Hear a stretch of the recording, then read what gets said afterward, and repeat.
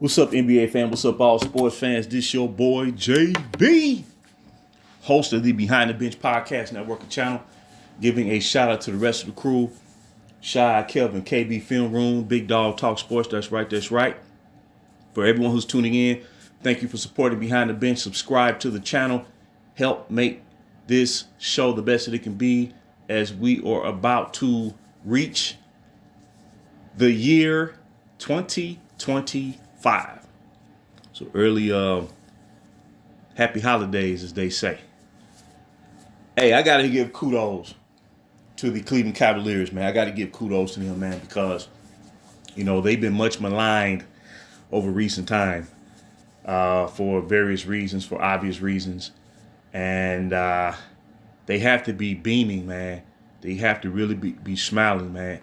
And I've done recent videos on this team before, and it's just great to see, man. It's great for the NBA. Now, this right here is great for the NBA.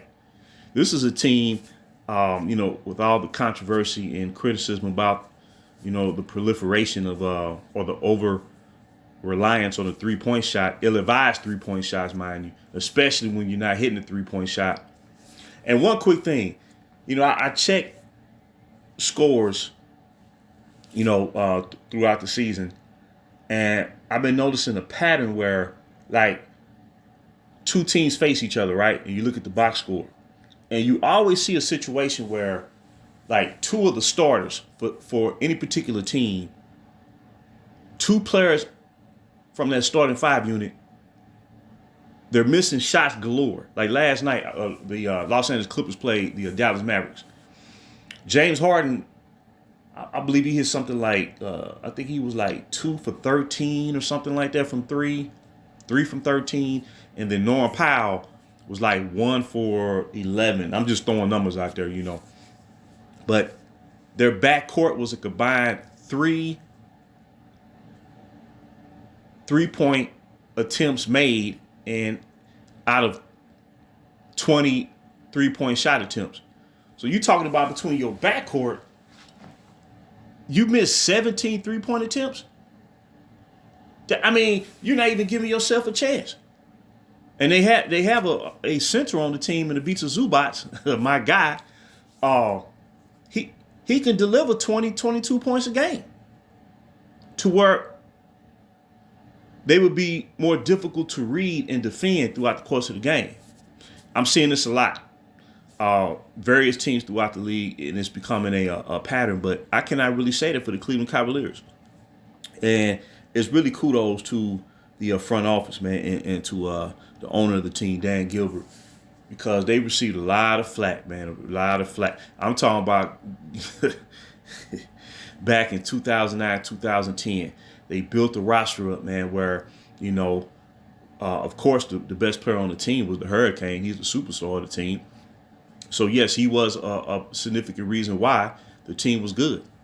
But the problem is, remember in 2008, that Cleveland team finished with a record of 45-37, 45 wins, 37 losses. The front office made significant moves. They acquired Mo Williams that offseason, and he was the most sought-after free agent during that offseason. And they go from 45 wins to 66 wins, right? They brought forth the deepest roster in the league going into the 08-09 season, and they were the prohibitive favorite to win the championship. And then they did it again the next year, bringing in Shaquille O'Neal, who was coming off an all-star season. He was past his prime, but he still played at an all-star level. They brought in shooters galore. They traded for Anton Jamison mid-season. At the time, he was a career 22-point per game scorer. Then was able to mysteriously re-sign Zydrunas Ilgauskas, who they traded to the Wizards to acquire Anton Jamison. They win 61 games. That team was actually deeper than the team in 09. That team was picked to win it all, and they didn't even reach the conference finals. But they're going to swear up and down, the nays and the says, that the front office wasn't producing enough moves to help you know who win. And it's baffling. And it led to a situation where we never saw a superstar player leave his team that won 60 games back to back to go elsewhere. Never seen that before in the history of the NBA. Never, never, never, never. But I'm not trying to be a revisionist. I'm just trying to paint a picture as to the fact that this front office has been, for the most part, quality. And they have produced competitive teams when they was in position to do so.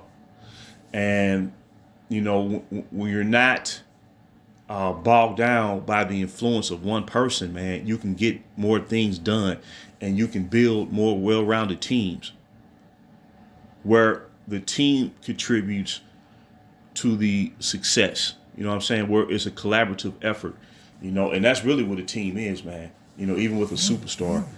And it's just kudos to what they're doing. And this team is having a magical season. They have a look of a team that can seriously compete for a championship. Not be a contender, but to compete for the title or vie for the title. And it's a great thing, man. You know, after their superstar player left them for the second time in 8 seasons. I can't even believe that. I cannot even believe that is even possible in a situation where an organization is, you know, fought hand over foot and did everything humanly possible to stack the deck for you. But this team here, I believe, and I'm just trying to apply logic here.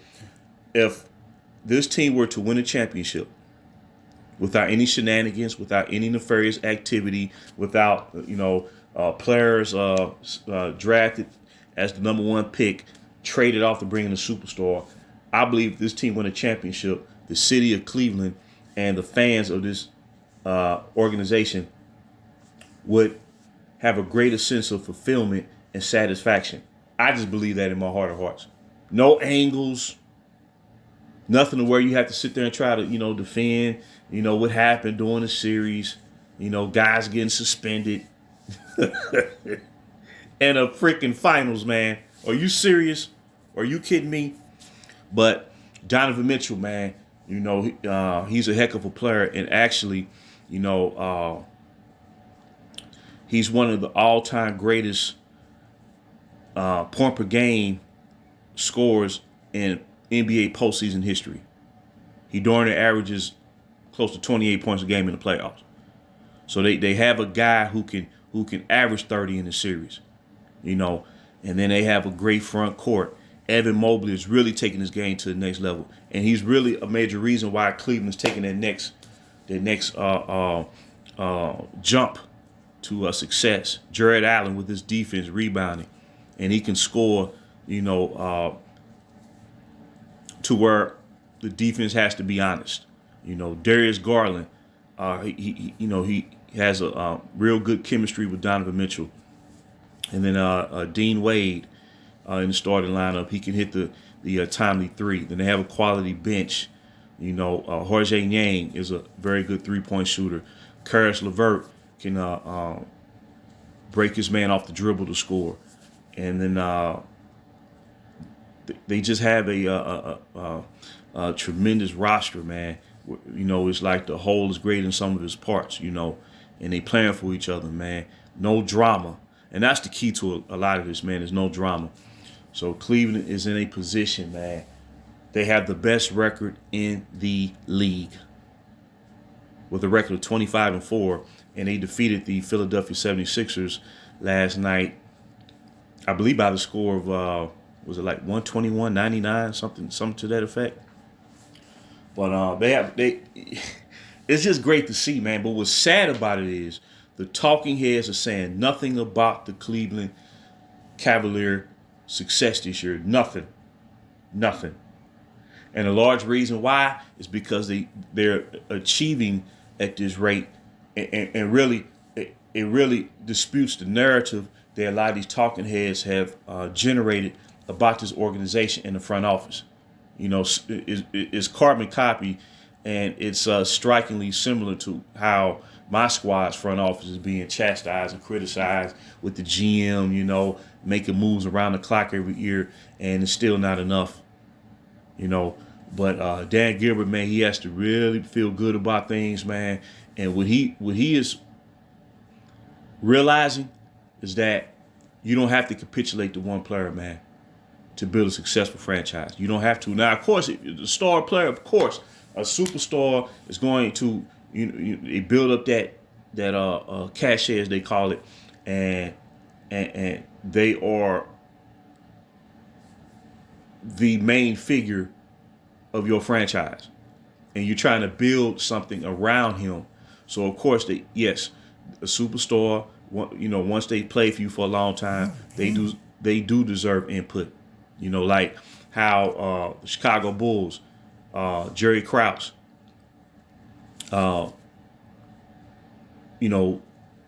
they went to Michael Jordan and Scottie Pippen to make sure it was okay to bring Dennis Rodman on board via trade.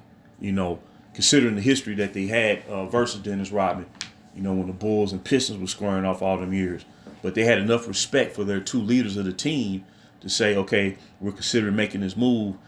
Do you give the okay on it? Do you give your blessings? And they said, of course, as long as he come in here and do what he's supposed to do. You know what I'm saying? So that's out of respect. Same thing with the Kobe Bryants of the world, the Tim Duncans of the world, the Dirk Nowitzkis of the world. People like that. The Giannis's of the world. Jokic. But at the end of the day, man, this is great to see. I love it. I love what Cleveland's doing. And I still recognize that Boston Celtics are the defending champion until they are dethroned by someone. It was good to see Milwaukee did what they did last week after Darvin Ham got scapegoated coaching the Lakers, And I love to see what OKC is doing, Oklahoma City Thunder. I love to see what the Memphis Grizzlies are doing. They bouncing back in the major way this year. They're relatively healthy. Number 2 seed in the West. I just love it, man. I love when teams are doing it the right way. It's a very satisfying feeling. And I'm going to tell you, if the NBA looks at this, man, the teams, for the most part, that are built the right way, they're playing more balanced basketball, man. They're playing more balanced basketball. So you have this conflict between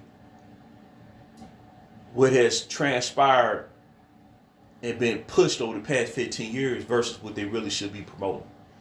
And something has to give, or else, man, this league is going to fall off fast. So kudos to Cleveland.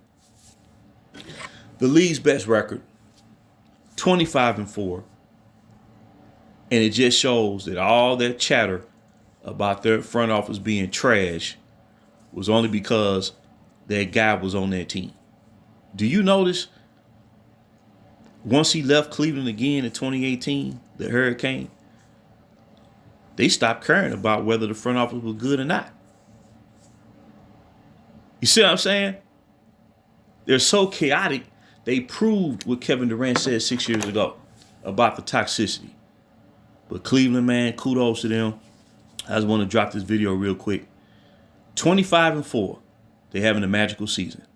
This is JB for BTB Behind the Bench.